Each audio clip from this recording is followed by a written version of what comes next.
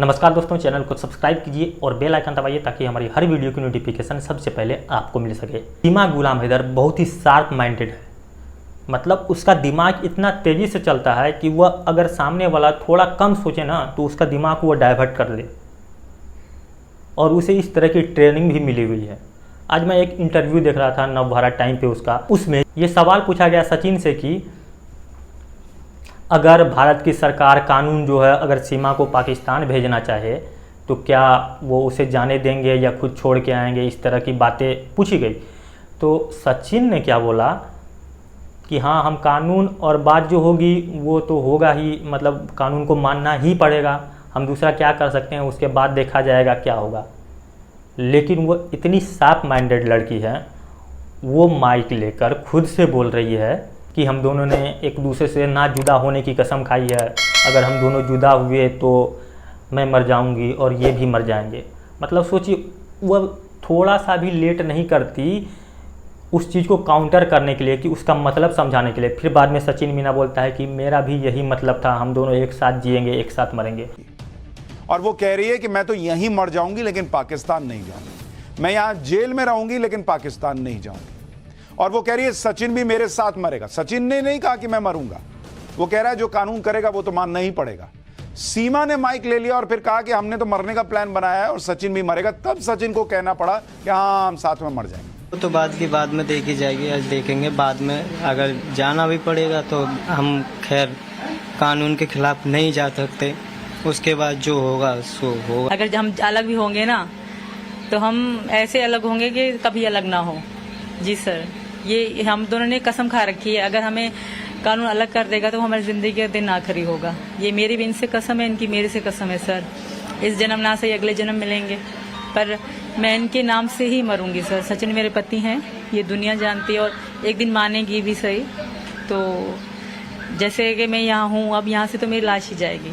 मतलब सीमा गुलाम हैदर ये पूरी तरह से मन बिठा कर आई है कि उसे भारत में ही रहना है, उसे नहीं जाना है। वो बता रही है कि अगर मैं जाऊंगी तो मेरी लाश ही यहाँ से जाएगी, ऐसे भी वहाँ पर लोग नहीं जीने देंगे हमें। इन सब चीज़ों को आप जब देखते हैं तो आपको पता चलता है कि भाई ये कितनी ट्रेंड है, बातों को कैसे मैनिपुलेट करती है, बातों से कैसे खेलती है, हर चीज़ को घुमाती है। जब इनसे पूछा गया कि आपसे क्या क्या सवाल पूछे गए थे, ये बताना नहीं चाहती कि क्या क्या सवाल पूछा गया, मतलब लेकिन फिर से रिपीट किया गया तो इसने बताया कि सारे सवाल पूछे गए मुझसे, मेरे घर में कौन है, नहीं है, ये है, लोग मुझे जासूस कहते हैं, ये भी बुरा लगता है। बहुत सारे ऐसे सवाल इनसे पूछे गए कि जो इसके ऊपर क्वेश्चन मार्क लगाते हैं, और ये उन सवालों के जवाब नहीं दे पाई। मतलब परफेक्ट जवाब, एक सही जवाब जो होता है तो वो नहीं बस हाँ हूँ करके निकल जाना, इस टाइप होता है।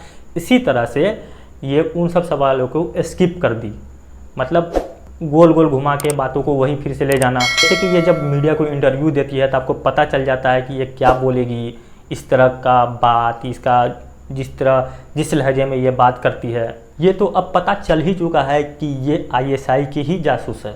बस कंफर्मेशन की देरी है। अगर एक बार कंफर्म कर ले हमारी जांच एजेंसियां तो इसे जेल जाने में थोड़ी सी देर नहीं होगी। लेकिन अभी तक उस चीज़ पर काम चल रहा है। मतलब अब किसी को आप अरेस्ट करेंगे, कोर्ट ले जाएंगे, लेकिन कोर्ट में दिखाने के लिए आपके पास तो कुछ होना चाहिए ना। आप तो ये नहीं बोल सकते कि हमें शक है इस पर, इसलिए ये पाकिस्तान से है, इसलिए हमें शक है तो हम इसे गिरफ्तार करके रख सकते हैं। ये कोर्ट को तो भाई प्रूफ चाहिए। और IB, ATS या पीछे से जो रॉ काम कर रही है, ये सब इसी काम में लगे हुए हैं कि इससे कोई ना कोई प्रूफ हासिल किया जाए। जब एक बार प्रूफ हासिल हो जाएगा तो वो सचिन मीना हो या फिर सीमा गुलाम हैदर, दोनों को जेल जाना पड़ेगा। क्योंकि इसमें कहीं ना कहीं सचिन की भी गलती है, उसने इतनी बड़ी बात छुपाई। वो तो अपना मुंह खोल गया भाई, तो पता चल गया इस देश में कि एक पाकिस्तान से भी आकर यहाँ रह रही है कोई। जब सवाल पूछा गया तो सचिन एक तरह से मान ही चुका था कि जब सरकार भेजना चाहेंगी तो हम क्या करेंगे, भेजना ही पड़ेगा। लेकिन उसे मैनिपुलेट कर दिया गया इसके द्वारा। मतलब देख रहे हो किस तरह से ये खेलती है। मतलब एक ना बोलते हैं ढीठ, मतलब आपसे कुछ भी बुलवा लेना, आप उसके माया जाल में कुछ इस तरह से जकड़ गए होते हैं ना, तो वो बंदा जो कहेगा आपको वही सुनेगा, वही करना पड़ेगा। उसी तरह सचिन सीमा गुलाम हैदर के माया जाल में जकड़ा जा चुका है, और सीमा गुलाम हैदर जो बोल रही है सचिन को वो करना पड़ रहा है।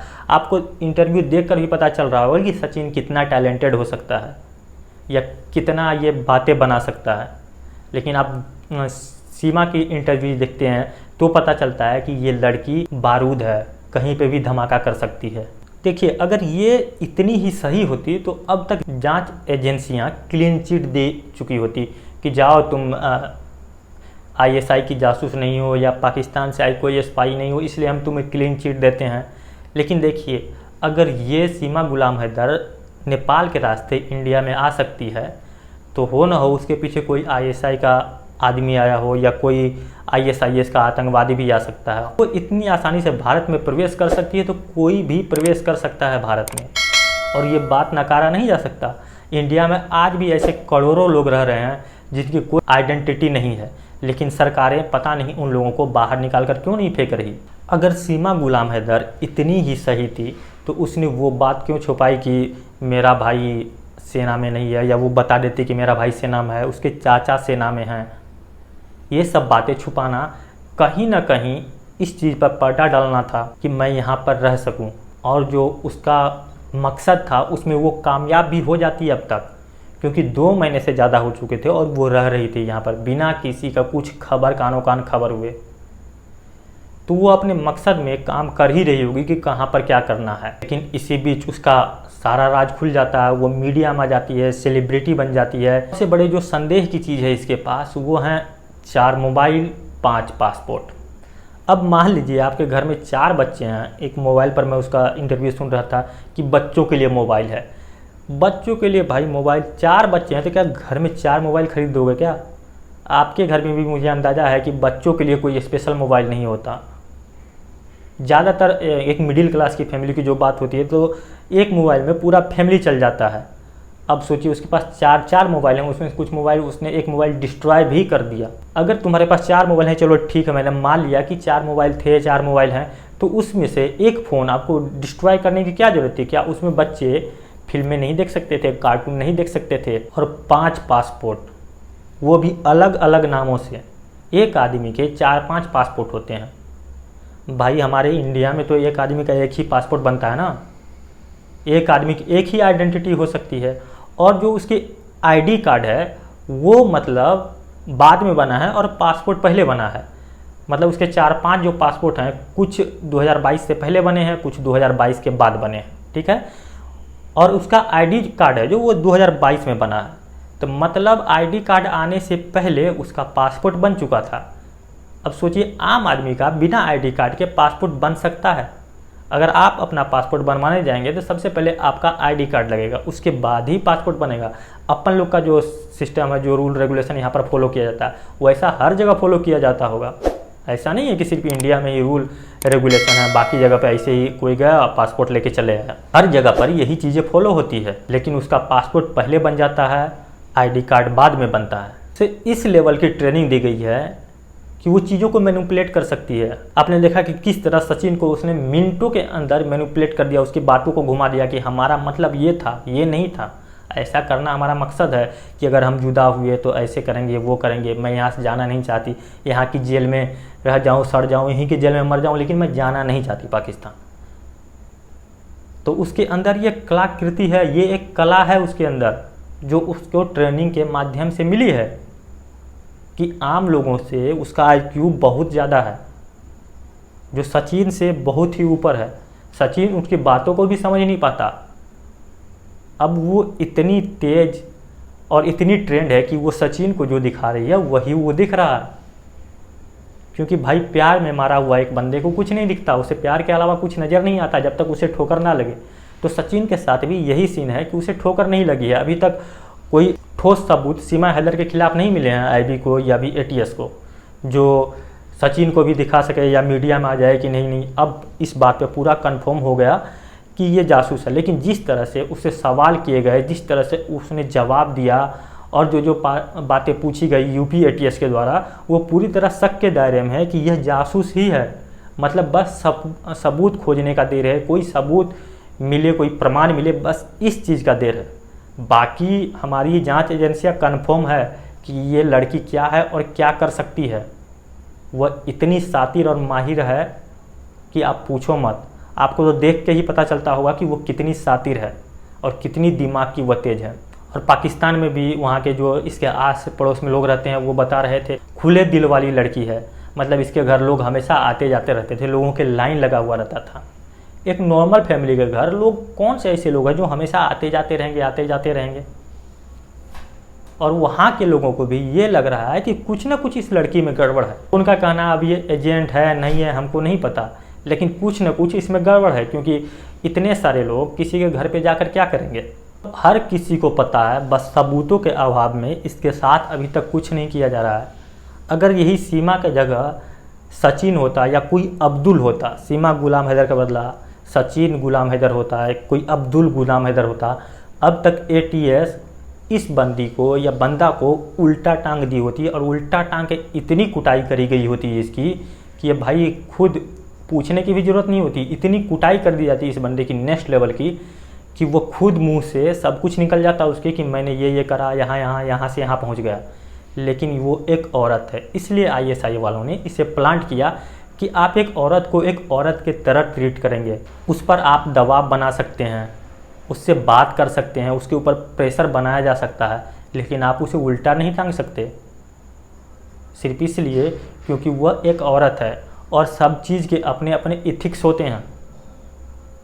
एक नारी सम्मान की बात जो इस देश में की जाती है, तो आप तो ऐसा कतई नहीं कर सकते। और न हमारा संविधान न कानून इस बात की इजाज़त देता है कि आप एक औरत के साथ अमानवीय व्यवहार करें। हालांकि कोई पुरुष होता तो वो सब चीज़ें दिखाई नहीं जाती, लेकिन उसकी इतनी कुटाई और पिलाई की जाती, उस बंदे को पता होता, UP ATS को पता होता, IB को पता होता, पुलिस को पता होता, और सारी सच्चाई घंटों के अंदर निकल के बाहर आ गई होती। इसलिए थोड़ी सी मुश्किल हो रही है इसे कंफर्म करने में कि ये ISI की एजेंट है। बस यही वजह है, क्योंकि वो महिला है और कोई वजह नहीं। हालांकि राय तो इसके सारे खुल चुके हैं, इसमें कोई दो राय नहीं है। सबको पता है, UP पुलिस को पता है, ATS को पता है, IB को पता है। रॉ पीछे से काम कर रही है, हालांकि रॉ फ्रंट पे नहीं आती जल्दी, तो पीछे से अपना काम कर रही है। सबको पता है कि ये औरत क्या है। और जब लोगों को ये पता चल गया कि वो पाकिस्तान से, तो उसने डिनाई भी नहीं किया, या वो चाहती तो यहाँ से भाग सकती थी, कहीं जाके 140 करोड़ का देश है, कहीं भी छुप जाती, पता ही नहीं चलता इतना बड़ा देश है। लेकिन वो भागी नहीं, क्योंकि उससे खुद पर भरोसा था कि मैं पकड़ी नहीं जाऊंगी किसी भी हाल में। लेकिन क्या करे भाई, हमारी इंटेलिजेंस भी कमाल की है, और वो पकड़ी गई अपने बयानों के आधार पर ही। अब इंटेलिजेंस वाले भी तो भगवान तो है नहीं कि UP बॉर्डर से कोई घुस गया या नेपाल बॉर्डर से कोई घुस गया तो उनकी नज़र उस पर पड़ी हुई है कि अरे भाई आइडेंटिफाई कर लिया कि यहाँ का नहीं है, या हमारे पास कुछ ऐसे सिस्टम लगे हुए हैं कि हर लोगों को आइडेंटिफाई किया जाता है कैमरे में। इस तरह का भी हमारे पास कोई सिस्टम नहीं है जिससे लोगों को आसानी से आइडेंटिफाई किया जाए कि ये कौन है, यहाँ का नहीं है तो कहाँ का होगा। लेकिन उसके बावजूद भी, जब ये सब चीज़ें पता चली है, उसके बावजूद भी हमारी एजेंसियों ने बहुत अच्छा काम किया है और इसे एक्सपोज कर ही दिया है, ये मान लीजिए आप। बाकी इसकी गिरफ्तारी जल्द ही होने वाली है। आप क्या सोचते हैं इन मुद्दों पर? अगर आपकी कोई राय या कोई विचार है तो आप कमेंट के जरिए हमें दे सकते हैं। अगर ये वीडियो आपको पसंद आए तो वीडियो को लाइक कीजिए, अपने दोस्तों के साथ शेयर कीजिए। अगर आप हमारे चैनल पर नए हैं तो चैनल को सब्सक्राइब कर लीजिए और बेल आइकन दबाइए, ताकि हमारी हर वीडियो की नोटिफिकेशन सबसे पहले आपको मिल सके। ये वीडियो देखने के लिए आपका बहुत बहुत आभार।